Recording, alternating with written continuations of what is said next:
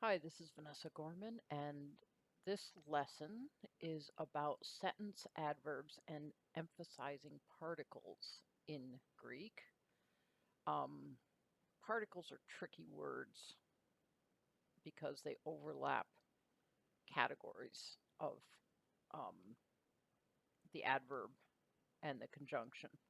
Um, Particles are essentially short, indeclinable words, sometimes in clitics, that don't have a meaning of their own, but they have a what they call a functional meaning. These are sometimes they add nuance to sentences. They are sometimes not very translatable. Some people obsess about translating them, which becomes silly. It's I'm going to break them into sentence adverbs and emphasizing particles. They're all particles. Particles are usually treated as subsets of the adverb. Sentence adverbs are in a grammatical tree, in a dependency syntax tree, labeled as AuxY for relation, but their part of speech is always an adverb indeclinable. And they're often the equivalent of starting an English sentence with however, or for, or yet, or but, or and. Any grammar teacher who told you don't start a sentence with and is certainly not following Greek rules. But I like the way Smythe puts it. They often resist translation by separate words, which in English are over emphatic and cumbersome. There's a lot more nuance in the Greek. The force of these words is frequently best rendered by pause, stress, or alternations of pitch. So, what am I talking about? Well, there's a number of these, not that many, that occur very commonly. Sometimes they can occur in different places. Sometimes they occur first in the sentence. So I can say, Thrasyllus sailed away. But I start it with a chi. Greeks like to start sentences with some kind of connective adverb. So chi is a very common one. Likewise, de is a very common one. But some of them occur first in the sentence, like chi can occur first.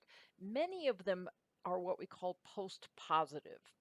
Positive meaning the position, that post-positive meaning they don't ever occur first in a sentence or a clause. And so de, which is also and, can be at the beginning of a sentence with just a hint of a connected to the last sentence. Or you may have two sentences in a row, one that begins with men, post-positive, and then the next one begins with de, post-positive. They're not one long sentence generally, if they're very long. They're simply telling you that we've got two contrasting elements stretching from one sentence to the next. Earlier conjunctions in a series we've already seen. If you've got both and, the last and in the series becomes the conjunction, and the earlier ones hang as AuxYs on that conjunction. So here we have a post-positive de of some kind of mild, and Pharnabazus was helping with his army and his cavalry. So tekai makes a very tight connection between the army and the cavalry. Te hangs on the chi as an AuxY. Some men fought and some men were fighting and other men were fleeing.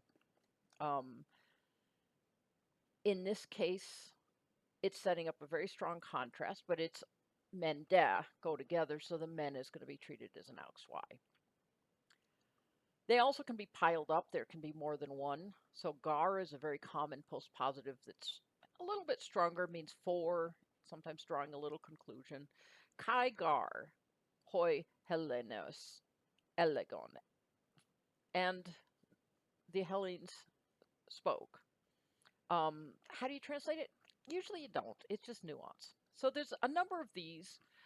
These are the ones that commonly occur as AuxYs, that is, as sentence adverbs, but many of them overlap with AuxZ or with coordinator. So Allah is more often a coordinator, but when it occurs at the beginning of a sentence, it's an AuxY.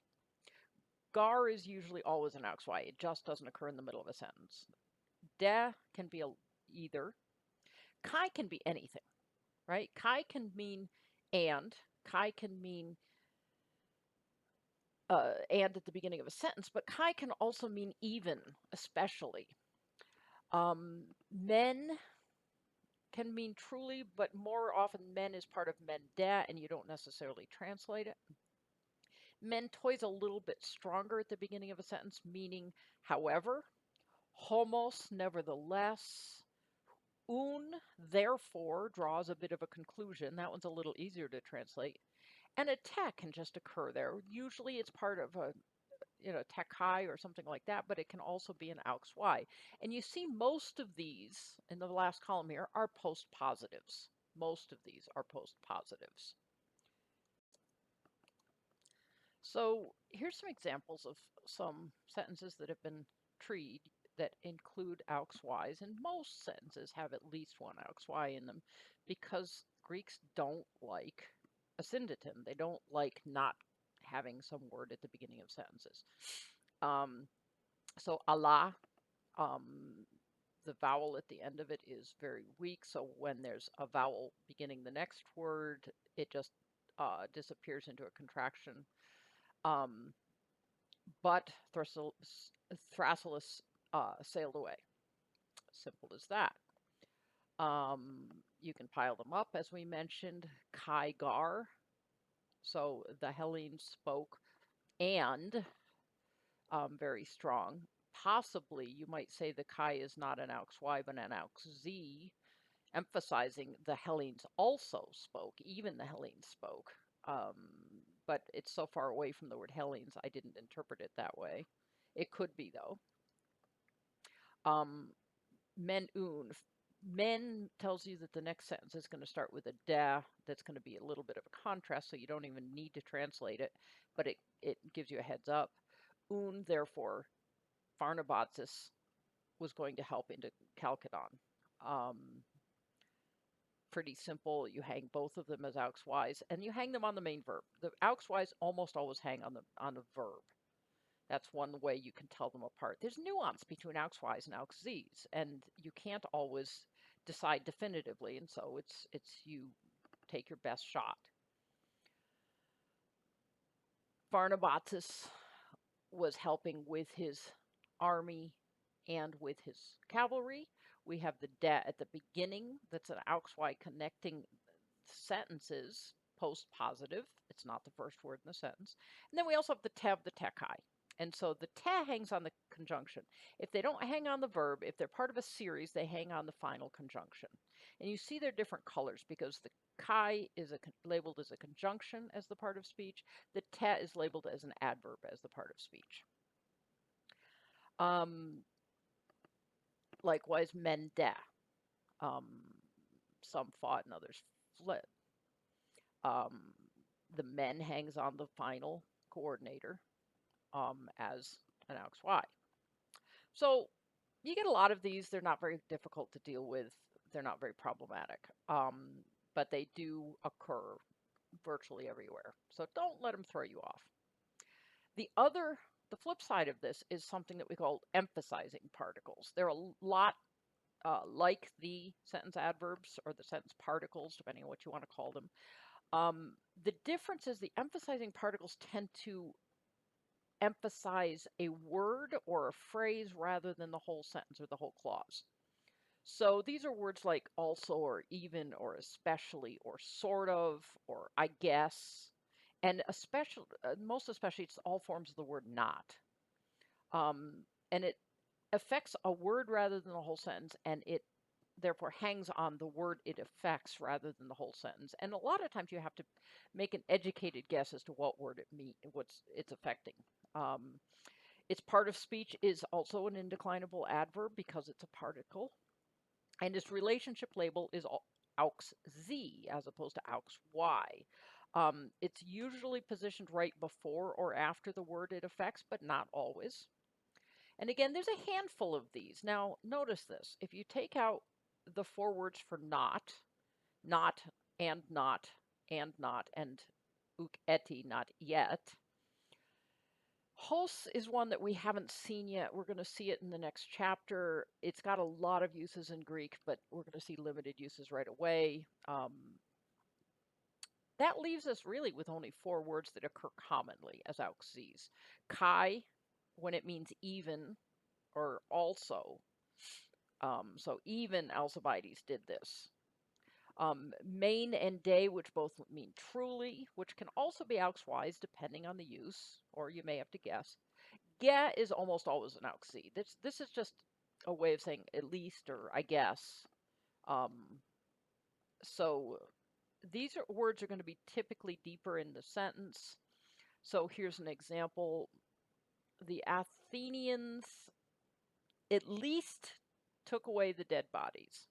Now, if you think it's the Athenians at least, and many grammar books will tell you get is post positive and that it refers to the word before it. So according to a standard interpretation, at least the Athenians took their dead away, even though the Spartans didn't say. So we're setting up at least they did that.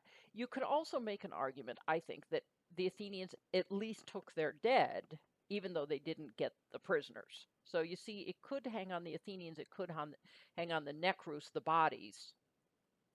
But by, sort of the general principle, it usually hangs on the word before it. That's a really fuzzy principle that I've seen many, many violations of. So again, AuxZs are judgment calls. So don't worry if you're not mastering them. They're not that important to you as a rule. Here's another one. And truly, Pharnabazus ran away. The truly, in some instances, might have been an AuxY, but in this case, it's okay. And it could be truly Pharnabazus rather than truly someone else. But in this case, I like the idea of truly he ran away. It's a judgment call. Alcibiades didn't apobino depart onto the land, let's say. Alcibiades, so he didn't disembark off his ship, probably onto the land. Here the de is an AuxY, but the ook, the not, is an AuxZ, and that's always the case. And in this case, I'm guessing it applies to the verb, so I've stuck it on the verb. If you're emphasizing the land as opposed to the sea, then the ook would go on the gay. But Thrasyllus kai epleusa. In this case, it's not an AuxY at the beginning of the sentence. I would call that an emphasizing particle, an AuxZ. Thrasyllus even sailed away. Not only did these other people sail away, but Thrasyllus did as well. So you can see Kai can serve all three: coordinator, AuxY, AuxZ. It's a multi-purpose word. It occurs an awful lot. If you see on here, 3,682 uses.